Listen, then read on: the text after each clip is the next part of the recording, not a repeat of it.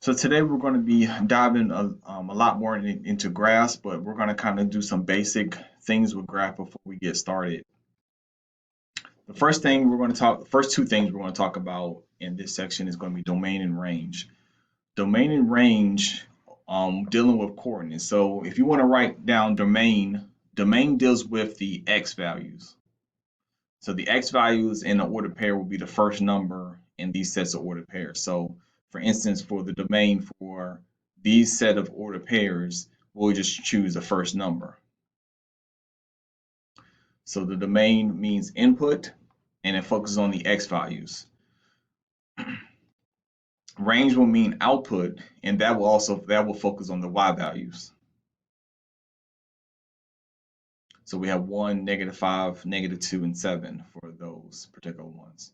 So for ordered pairs, it's pretty straightforward. It's when we get into graphs when we have to kind of do a little bit more. But anytime you have an ordered pair, x's or domains, range or y's.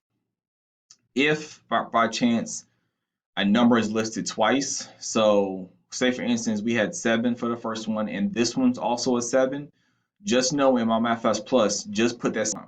Because if you put 7, 7, 1, and 4, it's going to mark it wrong for that particular problem. So just make sure you put the number one time if it's listed multiple times. So here's the input for domain, um, and this will be considered the output for range. Notice that each one of these, the Venus goes to 50 and Neptune goes to 50 and so forth. So input is usually what is called the independent variable, because independent variables, they don't change. We can say that all the planets here that their stay put. The only thing that kind of changes is the number of solo Congress representatives, so whatever that means. But these numbers here is the ones that change, and these are called dependents. So we have independence for input and dependence for the output, because obviously the range depends on the domain. So for this case here, when it asks for the domain, and we know that domain is input, the answer for this particular one is just going to be the planets that we have here. If it asks for the range, notice that this 50 is twice, but again, just write it one time. So 50, 62, 62, 63, and 102. We all good so far with domain and range? Okay, so let's talk about function now. Is this a function? This one here is considered a function because the key thing to understand a function is, does the domain repeat? Notice how many times we leave from Venus. One time. Mars leaves one time, Jupiter once, Saturn, Neptune. If all these inputs or your domain has one, only is listed once, it's going to be a function. The moment we have one of these inputs or domain repeat, then it's considered to be not a function. So let me give you an example of what it means. So how to determine if a graph is a function. So if we have a graph, it is considered to be a function if the x values do not repeat. So we have a thumbs up. Don't repeat, that means we're good to go. It's a function. If you do see some of the x values, like I said before, we had at 7, 7, and you had two ordered pairs, then it's considered to be not a function. The last method to test is if you have a graph, you can just draw a vertical line straight down the graph. And if the graph hits that straight line 2 or more times, then it's not going to be a function. So here's my graphs that I'm talking about. So here's my x and y axis. So this is my x, this is my y, and this is my graph. Looking at this chart here, if we imaginarily, just in our minds, draw a vertical line straight down, we ask ourselves how many times does it hit it. So if I draw it over here, it hits it one time. If I draw one over here, it hits it one time. So long as you keep saying 1 is your answer, then it's going to be a function. So we're good. So I drew it right here, hits it one time, it's a function. Here, this graph here, I drew it over this side this time, still one time is a function. Drew it over here as a function. However, for this one, how many times did it hit it? Once, 2 times. Because it hit it 2 times, this one's considered to be not a function. So that's the difference between determining if a graph is a function or not. Draw a vertical line, hits it one time, you put down yes. Draw a vertical line and it hits it twice, anywhere on the graph, we're going to say no, it's not a function. Any questions or concerns with that? All right, so sometimes in MyMathFest Plus, it'll say use a graph of a function to write the corresponding ordered pairs. If f of x, this is considered to be an x, is equal to -10. So if you ever see this, the one in parentheses is always considered to be the x. The one on the outside of the equal sign is always considered to be my y. So this is actually going to be my x and y for the points here. So if I'm looking at here and it asks you to, what is the ordered pair? We actually say the answer is going to be 1, -10. So where is 1, -10 at? We'll go over 1, down to -10, and it's right here. So this is what we type in our answer as far as 1, -10. So just again, keep in mind the x, whatever's inside the f of x function is considered to be my x coordinate. And then whatever's on the outside as far as my equal is going to be my y coordinate. And that's pretty much all of section 15. So I'm going to go ahead and just run right into section 16.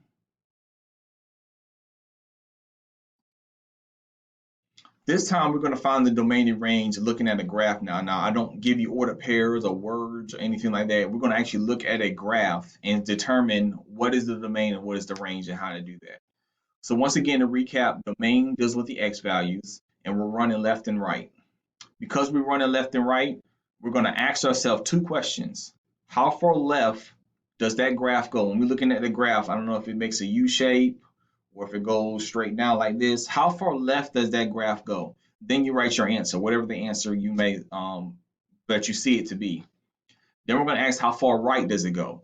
That right there is considered to be our domain. The reason why we do left first is because we want to do the small number goes first, and then the larger number goes next. So what we're trying to do is trying to box it in left and right. So how far left does it go? How far right does it go? If you see a little arrow on the graph, then that means it kind of continues on in the negative direction, probably to negative infinity. If it goes to the right, we're going to say it's going to positive infinity. For range, we're going to say how far down does it go and how far up does it go. So down and up for the range. So how far down does it go? We write our answer. How far up does it go? We write our answer, and that's going to be considered to be our range. I have plenty of examples of you seeing this, but I just want to also go over the symbols too, because sometimes when we put our numbers in, do we put parentheses or brackets around those answers? So what is called interval notation for domain and range, if you see an open circle, or the numbers, this means that the number is not included, and this is where we're going to use parentheses, because that's what it means. When you have that open circle on the graph, that means the line does not touch it or go through it. So we're going to use in parentheses. Infinities always get parentheses, because can you actually touch infinity? Because infinity goes on forever, correct? So because infinity goes on forever, infinities always get the parentheses. If you see a closed circle, then we're going to use brackets, because that's when we're going to actually include that number. So this is where the graph actually touches that answer.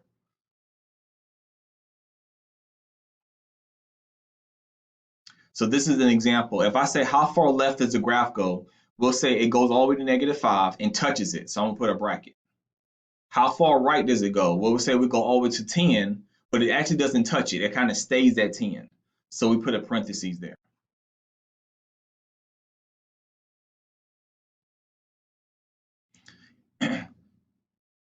If we're trying to do inequalities, open circles again. So open circles again, we use parentheses. For open circles, we're just using left greater than, less than or greater than for the open circles.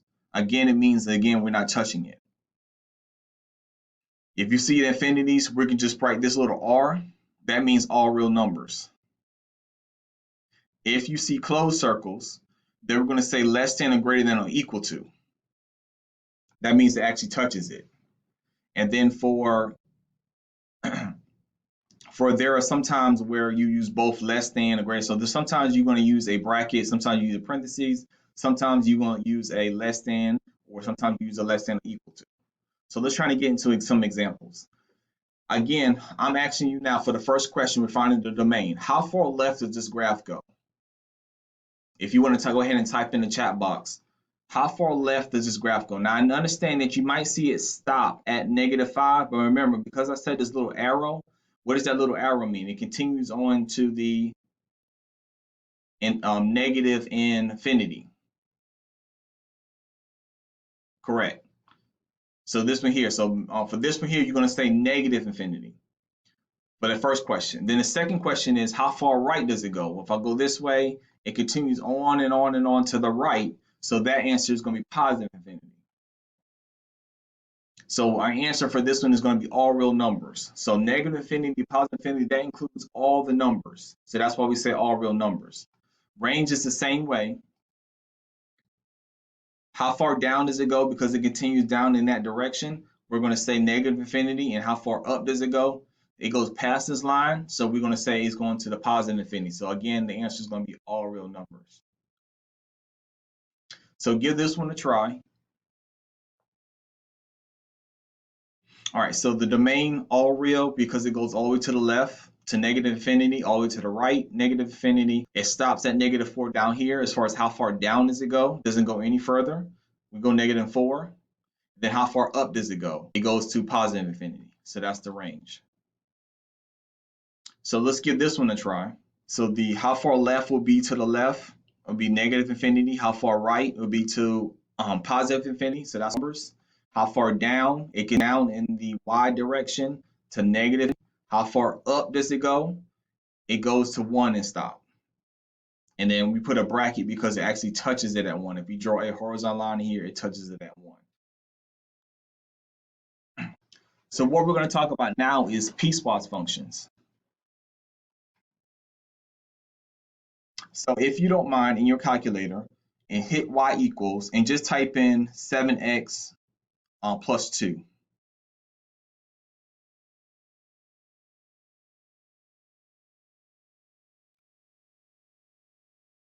So if we put 7x plus 2 in our calculator and we hit graph or zoom 6, here is what the graph looks like. So when we're working with piecewise function, in the side of the piecewise function, it will let you know what part of the graph we're going to erase and what part of the graph we're going to actually keep. So if we go back to slides and we look here, x, all I want from this 7x plus 2, all I want is just all the x's that's less than 0. So if I'm looking at my calculator, where are my x's that are less than 0? Everybody agree it's over here? Thumbs up, yes? Okay, so here, so I'm going to actually start my graph here and keep only this part going down because all over here represents all my x's that are less than 0. I don't want anything greater than 0. So anything on this side, I don't want. So I'm gonna have to take my little eraser and get rid of this line here. So that's why for this first picture, I'm going to just keep anything on the left side of 0 because that's going to represent negative. I don't keep anything going up in this direction. Now, the reason why we put a closed dot is because we have the less than or equal to symbol. So the x is less than or equal to 0, so we get a closed dot for this one. So we're good for the first part. 7x plus 2, I want all the x's less than 0. That's going to be on this side of the y axis. Now, if you type in, if you erase, get rid of the equation and put in 1 over 5x plus 4. So let's erase this. 1 divided by 5x plus 4. We hit zoom 6.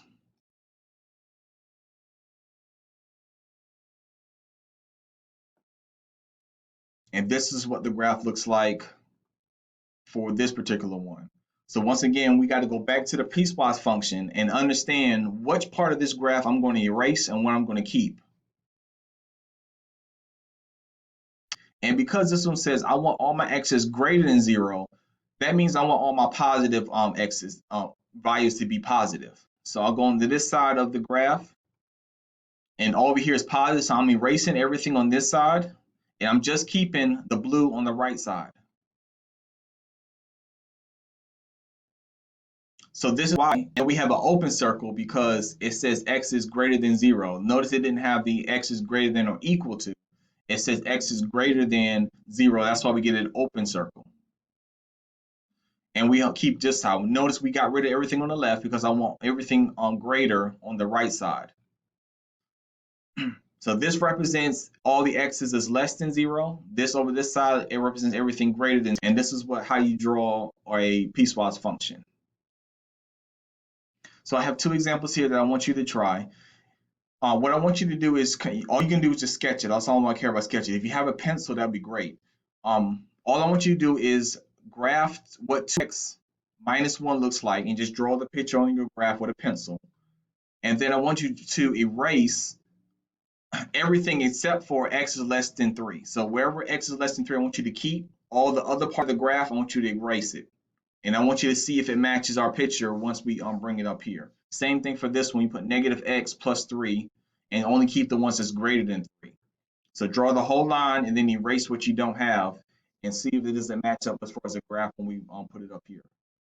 So my 2x minus 1 is in blue, and then my negative x plus 3 is going to be in red. So here's my blue line, here's my red line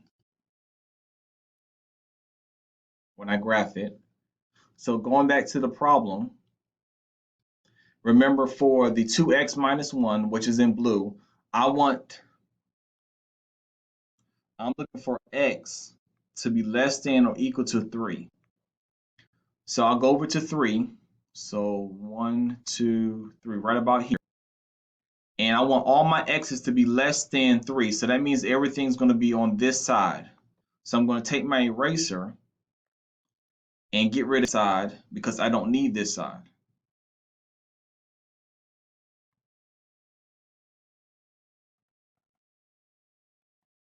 Now for the second graph, the one in red, I'm going to need all my x's to be greater than 3. So here's my 3 again, and I need everything on this side of the graph. So I'm going to take my eraser and erase everything on the left side.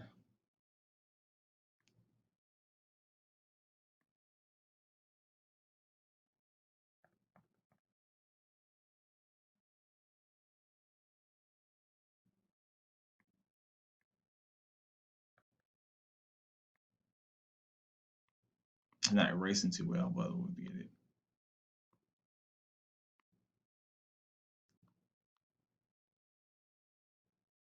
So this is what it should look like here. So for 2x minus 1, the blue line coming up here, we should stop and close the dot because it's less than or equal to. And I can get rid of everything on the right side. And I want all my x's to be greater than 3 for the second one. So it comes down here. And we're going to get rid of the line this way. And then it'll be an open circle at greater than part here. So this is what piecewise function looks like. We're only taking the part that it asks for. Greater than 3 for this side, less than 3 for this side. If we're talking about the domain, remember the 4 questions. How far left does this graph go? When this is combined, we're using both of them together. How far left does this graph go? It continues on down in this direction. So we say negative infinity. How far right does it go? Again, it doesn't stop here. It continues on in this direction. So we say positive infinity. How far down does it go? Again, we see it go all the way down on the y side. We say negative infinity. How far up does it go? This one actually goes up by 2s, 2, 4, and then 5 here. So this will be 5, and we put a bracket because we see a closed dot.